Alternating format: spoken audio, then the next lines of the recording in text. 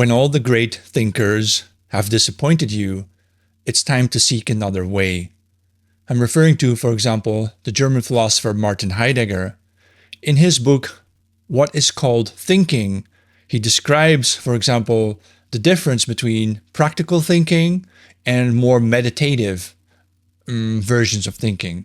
With practical thinking, he means the sort of thinking that leads to the scientific worldview, the understanding that the universe is governed by laws and constants, the sort of thinking of technologists who build machines and who tweak and manipulate the world through their formulas, hoping to also predict some part of the future.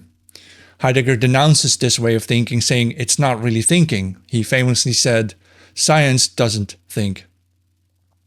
Heidegger means by the meditative kind of thinking that one should be more questioning of the reality. For example, like a philosopher who would ask, what is time?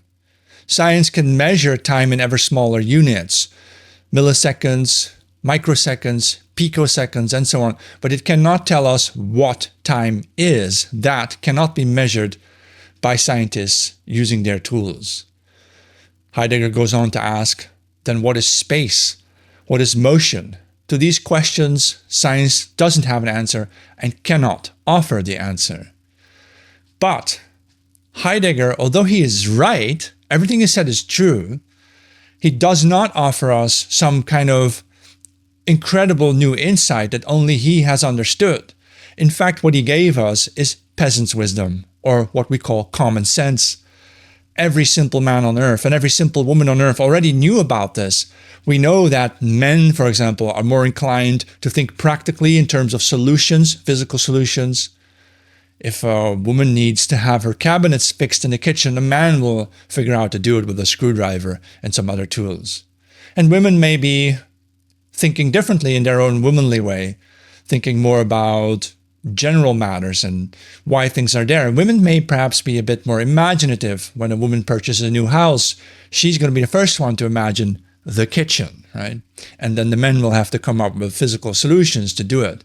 So this interplay between male thinking, practical oriented thinking, and female, more meditative or generally oriented thinking is not a new idea. So why did Martin Heidegger write over 110 works, 10 million words or more, with terse, dense, hard to understand academic language to come to such conclusions that every man can see for himself?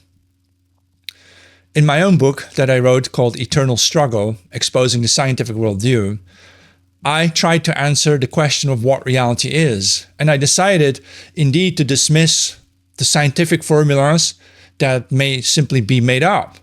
But I also dismissed this Heideggerian approach to reality, which may simply not offer us the answers we're looking for.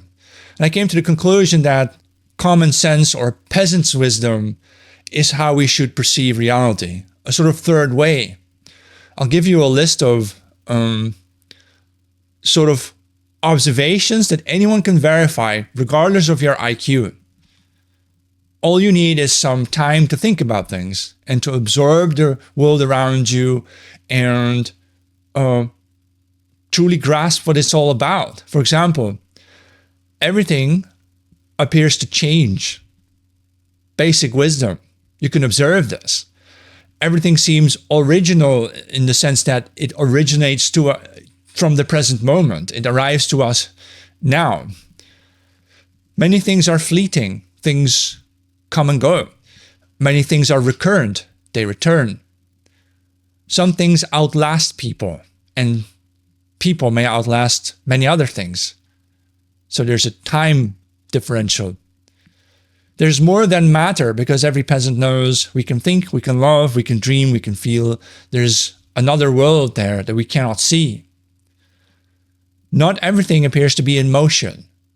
Some things move so slowly that they appear to us as though they are static. For example, the Earth itself, although they say it's twisting around its axle in many different ways and around the sun, and the sun is moving around the galaxy or the Milky Way, but we can't see that. I can't see the Earth move. To me, it appears static.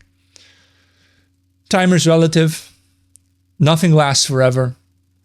And reality is more about a consensus, about what we agree to say it is. The scientific worldview, for example.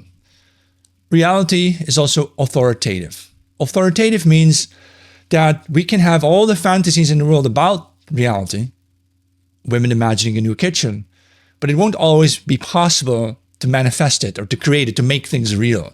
And in this sense, reality that we perceive around us, the physical world that reaches us through our senses, is authoritative because we can't really change that much about it.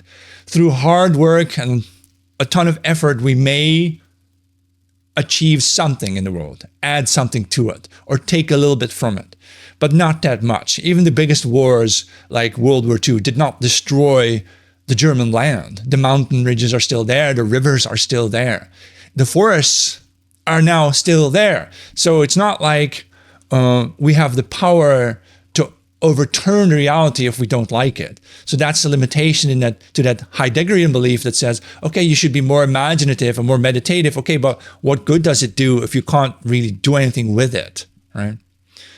So this list isn't exhaustive, but it's just an example of showing you that I believe instead of going down Heidegger's path and being an academic and spending your entire life writing words no one can understand, he could have just told us that, men are practical, women are more generalistic. And that's how it is, but everybody already knew that.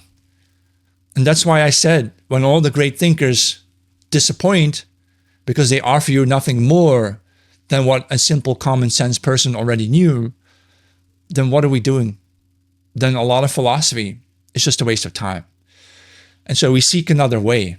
And the other way, I think, is to return to our senses and merely to go forward as practical men of action, as people who understand there's a reality, a lot about it I cannot change, but through my efforts, my work, and my actions, I can add something to it or take something from it.